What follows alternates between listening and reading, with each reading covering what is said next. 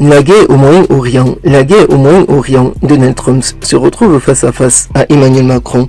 Emmanuel Macron hausse le ton face à Donald Trump.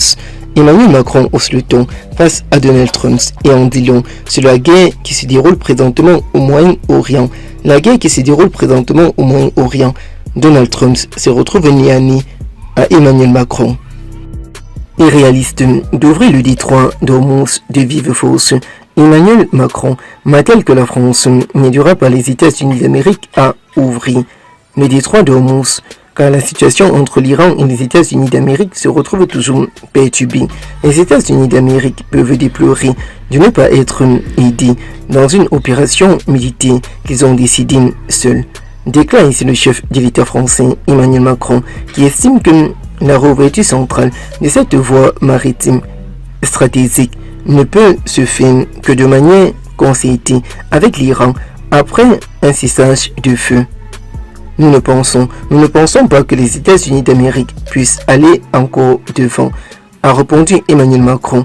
Nous ne pensons pas que nous puissions l'ouvrir de vive force, poursuit-il, estimant qu'une opération militaire pour le libérer serait irréaliste. La France parle ainsi aux États-Unis d'Amérique.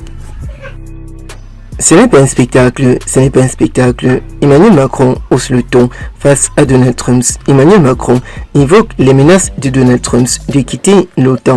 Des alliances comme l'OTAN valent ainsi une appel pour venir combattre ici certaines sociétés, ici et certains pays, a-t-il écrit. Des alliés comme l'OTAN peuvent aller revendiquer les droits de l'Iran, c'est-à-dire la confiance totale qu'il y a derrière l'OTAN, a réagi le président de la République si on crée chaque jour le doute sur son engagement partiel.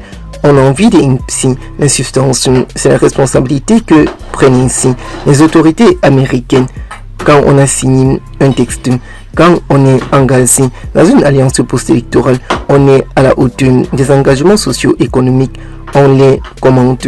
Pas chaque matin, on les commente de part et d'autre pour essayer de percer le mystère face à cette situation économique. Cela va trop loin dans les sens où le président français profite de l'occasion pour parler à Donald Trump. Le monde a besoin de stabilité.